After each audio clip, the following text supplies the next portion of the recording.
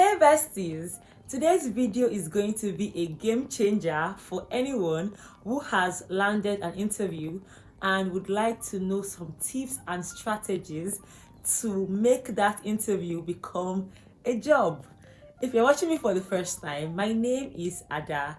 Please don't make this your last. Stay subscribed for relocation and travel content. Now, the first tip is for you to research. So yes, you've landed an interview, and I always say an interview is like your leg is almost entering the company.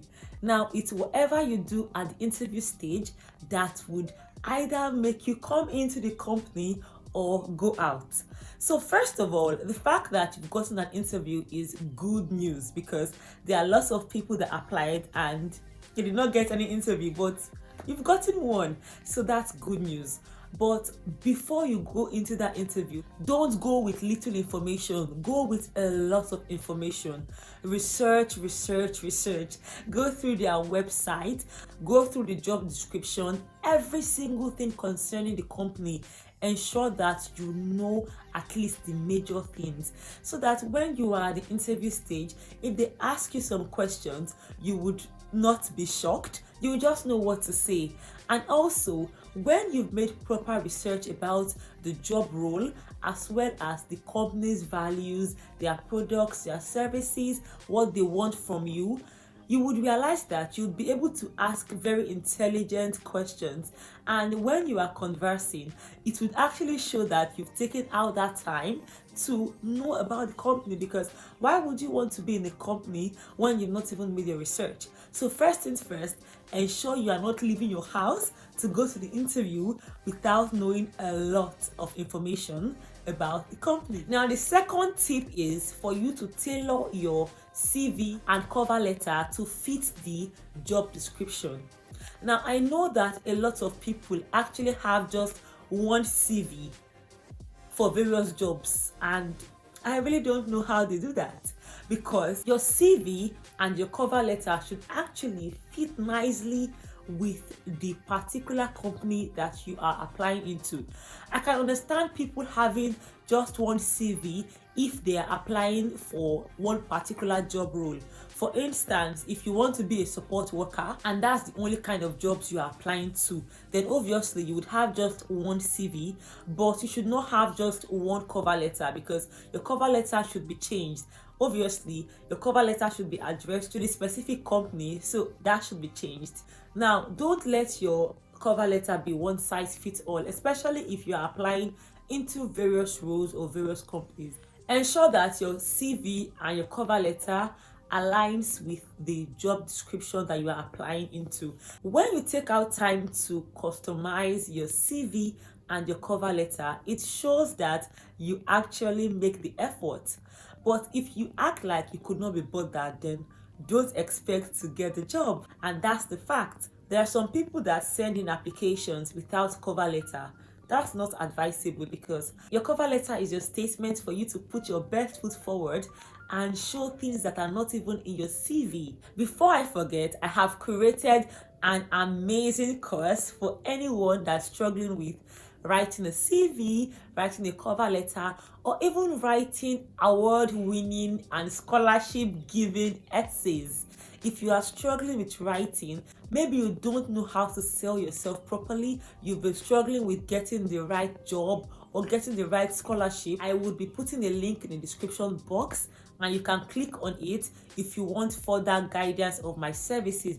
So besties, you get to have a one-on-one review session with me where I give you a personalized feedback on any of your documents. The price increases by ending of this month, so if you want to take advantage of it now, click the link in the description box. Now, at this stage, when I'm talking about cover letter and CV, bear in mind that for most jobs, you would have submitted your cover letter and CV. Now, before you go for the interview, ensure you go back and check that CV and cover letter so that you would know what exactly you have written, especially for people that are applying to various jobs, so that you will not go and be saying one thing and when you get to the interview room you are saying another and it looks like you're lying, but it's just because you could not be bothered to take that time to proofread what you submitted as your CV or cover letter. So this point applies both before you actually apply for the job and when you're called for an interview. Now, the third tip is practice, practice, practice. By the way, besties, before I go on, I know my voice sounds a bit cracked, and that's because I'm not feeling too well, but I needed to film this video for you. So excuse my voice right now. So yes, as I said, practice, practice, practice. In one of my interview videos, I talked about the STAR method. In fact, I made a whole video on how to answer behavioral interview questions. I'm going to be linking it right up here. And in that video, I made mention of the STAR method, which is situation, task, action, and result. If you've not watched that video, please watch it because it will really help you. Now, before you go into an interview, ensure you practice some likely questions. Obviously, questions like tell me about yourself would be asked. Questions like why did you apply for this job? Why did you choose this company? Questions like do you have any questions for me? Those questions would be asked. Questions like tell me about the time when you dealt with a difficult coworker. How did you behave? Now, these are common behavioral questions. And before the interview, if you are able to practice how to answer those questions, when you get to the interview stage, you just know what to do. Like, whilst your interviewer is asking the questions, in your mind, you're like, bring it on. I know what to do. And I think that's the best way to be in an interview session, where you are actually very relaxed because you know what to do, not the one that you are in the interview and you are trying to ransack your brain, trying to imagine and formulate what's not there. Trust me, I've been in that situation where I was asked a question and prior to the interview I didn't really make so much research, I didn't really practice. So it was in that interview stage I was trying to think up situations and scenarios, and for some reason it is very difficult to actually think up something sensible. Most times you would end up blabbing, and that's not a good look. So if you're able to practice prior to the interview, then I think that's a great one for you. Now, the fourth tip I would give is learn to showcase your accomplishments. And I'm going to tailor this tip especially for my African brothers and sisters, because for some reason we've been conditioned to humble ourselves. We've been conditioned not to be too loud about our achievements and our accomplishments, but that's not the right way to land in an interview. Please toot your own horn. Once you are in an interview room, that's your chance to sell yourself, because it's not about what you can do at that point, it's about what you show that you can do. Because there are some people that are so talented, they are so intelligent, they are all that, but when they are in an interview, they downplay themselves, and that tells your interviewer that you may not be as valuable as you say you are, and you may even get a job, but this time around, instead of you getting the job with the right pay or right salary, they may give you something lesser than you deserve, just because you've not been able to show that you are really all that. So besties, you see those your achievements in your CV, please talk about it. Like, show so much passion and so much energy whilst talking about those achievements. Now, the fifth tip, which is my best tip, is dress for success. See, first impression always matters. Like, it is God that looks at your inside, but men look at how you present externally. When you are going for a job interview, you should try your best to dress so nice, look professional. That even shows the company that you are bothered about these things. Now, I know that in countries like UK, they have a less formal mode of dressing for most establishments. You will see that in some companies, people actually wear jeans, like wear anything they want to wear. Now, that can be same for the company you are applying into. However, in an interview stage, please try your best to be as formal as possible. Don't dress like you would dress if you were just going to take a walk or just doing something basic. Try your best to look very presentable. So dress for success, my besties. Now, the sixth tip is ask thoughtful questions. Now, earlier I said that one of the questions they would ask you is, do you have a question for us? You should never leave an interview room without asking a question. Please don't make that mistake. If they ask you if you have a question, the answer is always yes, you have a question. And now, when asking questions, don't just ask any kind of question. Ask very thoughtful questions. I've created another video. Oh my god, it feels like I've created a lot of videos on this kind of content, but I've created another video where I talked about interview questions and I gave examples of the kind of questions you should ask. Ask them things that concern the career growth, the future progression of the company, and things that make them know that you are truly interested in being in the company. When you show genuine curiosity, it actually puts you in a very positive light with your employers because they know that you care. And even though they may not truly think you care, asking questions would help the way they perceive you. Now, the seventh tip is watch your body language and your confidence level. See, in an interview, confidence cannot be overemphasized. You have to look your interviewer straight in the face, look them eyeball to eyeball, offer a smile, like be nice, appear quite friendly, have an open body language.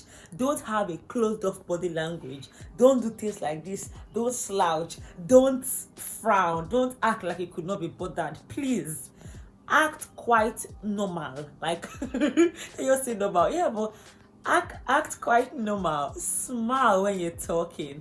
When they are talking to you, listen, do not interrupt them, and answer them when they're talking. Sit in an upright manner.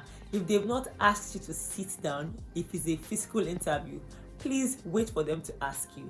Just maintain all these informal cues and body languages because it will actually help you to show that you know how to read the room. It will also show that you have emotional intelligence, and obviously when you are confident, that actually increases your stake because it shows that you know what you're doing.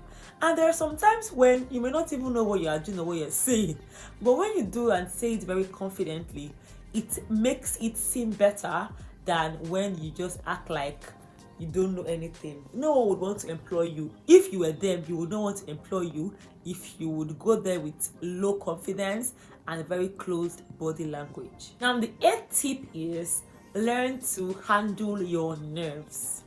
Now, it's very normal for you to feel nervous before an interview. It's normal.